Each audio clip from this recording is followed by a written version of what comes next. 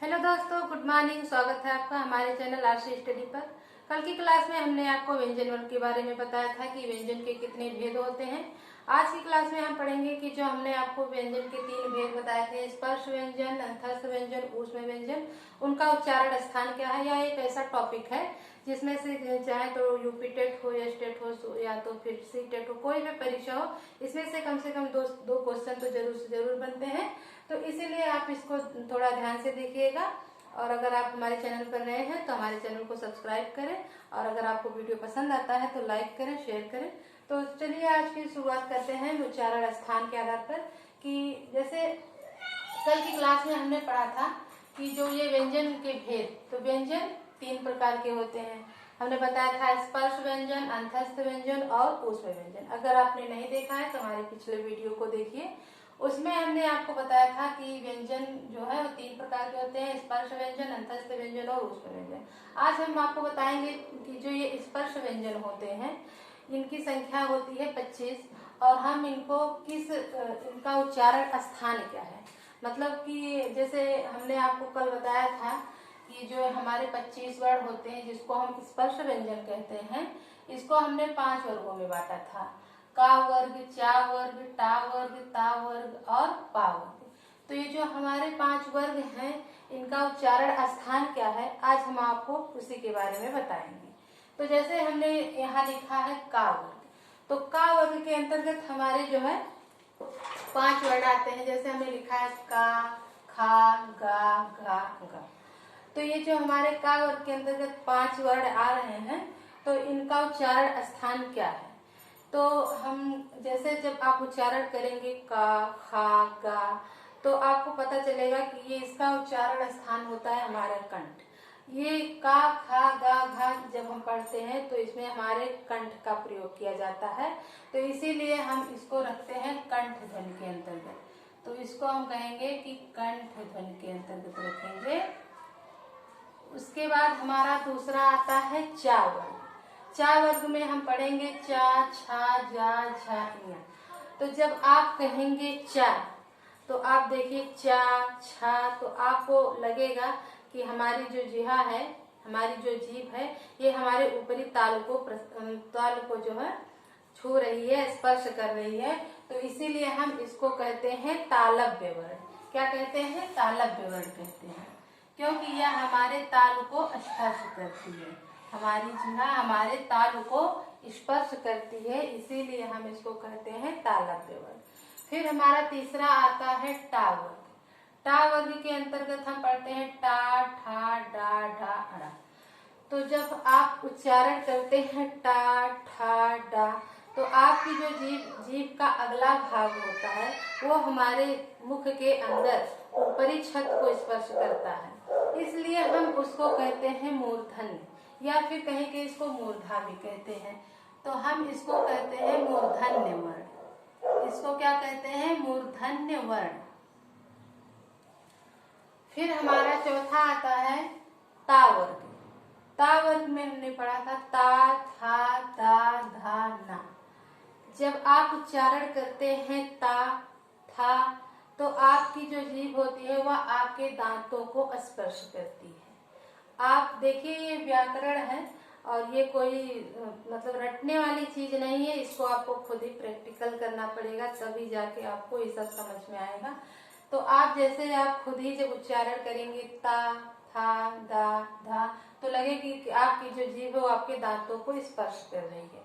तो इसीलिए हम इसको रखते हैं दंत वर्ग। इसीलिए हम इसको रखते हैं दंत वर्ग में, ये हमारे दांतों को स्पर्श करती है।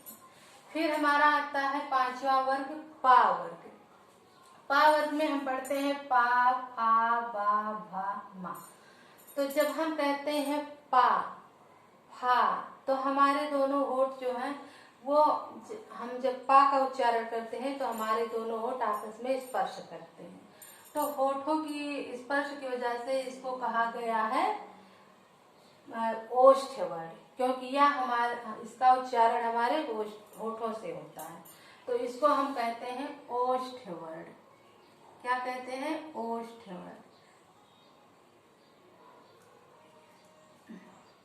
तो इसलिए जैसे अब हमने आपको बताया कि कंठ वर्ग में का वर्ग आता है, तालव्य वर्ग में चा वर्ग आता है, मूर्धन्य वर्ग में टा वर्ग आता है और दंत वर्ग में ता वर्ग और ओष्ठ में आता है पा वर्ग। इस तरह से हमने आपको स्पर्श व्यंजन के बारे में बताया कि किस वर्ण का उच्चारण किसके प्रयोग के आधार पर किया जाता है, किसका कंठ के प्रयोग पर किया जाता है, किसका तालु के प्रयोग से किया जाता है। तो उसी तरह हमने लिखा है यहाँ अंतस्थ व्यंजन। तो जो अंतस्थ व्यंजन होते हैं या, रा, ला और वा, इनका भी उच्चारण स्थान यही होता है। जैसे कि ये जो अंतस्थ व्यंजन है इनको कहीं कहीं अर्ध स्वर भी कहते हैं, तो इन्हें हम एक और नाम से जानते हैं, अर्ध स्वर के नाम से। तो अंतस्थ व्यंजन जो होते हैं 4 होते हैं, या, रा, ला और वा। तो या का भी उच्चारण स्थान तालु होता है, इसलिए इसको भी हम तालव्य वर्ण कहेंगे। और रा जो होता है इसका भी मूर्धन्य होता है, और ला जो है इसको भी दंत वर्ण के अंतर्गत रखते हैं। और फिर हमारा जो वा है, जो वा एक ऐसा वर्ण है जिसका उच्चारण हम दंत और ओष्ठ दोनों के प्रयोग से करते हैं, दंत, इसीलिए इसका नाम रखा गया है दंतोष्ठ वर्ण। फिर हमारा आता है ऊष्म व्यंजन। ऊष्म व्यंजन में भी है सा, शा, शा और हा।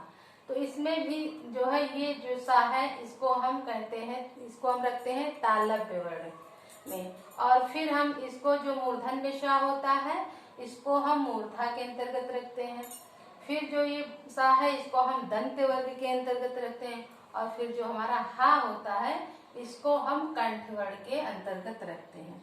तो जैसे कि आप सोच रहे होंगे कि इसमें क्वेश्चन किस प्रकार से पूछते हैं, तो जैसे कहीं पूछ लिया कि इनमें से कंठ ध्वनि कौन सी है और दे दिया का, वा, फा और चा, तो आप सोचेंगे कि इसमें कंठ वर्ग कौन सा है। तो जब आपको याद होगा कि जो हमारा का वर्ग होता है, का, खा, गा, घा, गा, ये हमारा कंठ वर्ण में आता है, तो आप तुरंत ही का को टिक कर देंगे कि ये हमारा कंठ वर्ण है। तो इसी तरह से इसमें क्वेश्चन बनते हैं कि इसमें से कौन कंठ ध्वनि है, इसमें से कौन तालव्य ध्वनि है। तो आपको इस पे ध्यान देना होगा। और आज के वीडियो में हमने आपको इसके बारे में बताया कि इनका उच्चारण स्थान क्या है, और हम आपको 11 जो स्वर होते हैं उनके उच्चारण स्थान के बारे में बता देते हैं।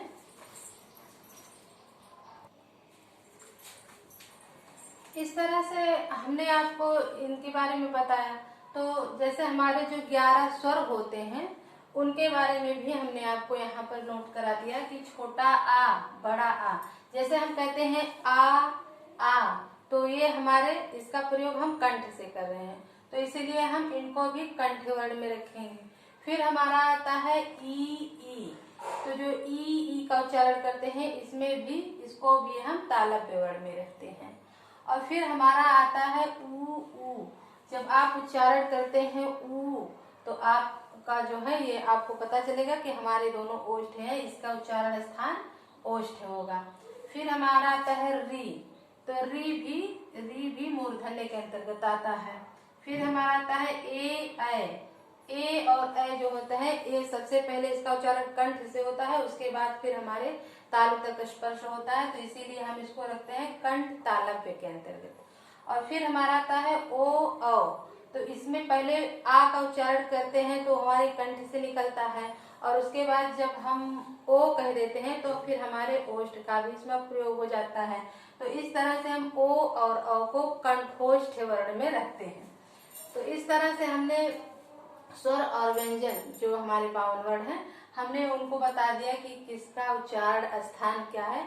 तो आज की वीडियो में बस इतना ही। अब हमारा अगला वीडियो बनेगा कि व्यंजन का एक और भी भेद है जिसको हम कहते हैं अल्प प्राण और महाप्राण, तो उसको हम नेक्स्ट वीडियो में देखते हैं। अगर आप हमारे चैनल पर नए हैं तो हमारे चैनल को लाइक करें, सब्सक्राइब करें, और अगर आपको वीडियो पसंद आता है तो ज़्यादा से ज़्यादा शेयर करें। और तो ठीक है, अब हम आपसे मिलते हैं नेक्स्ट वीडियो में।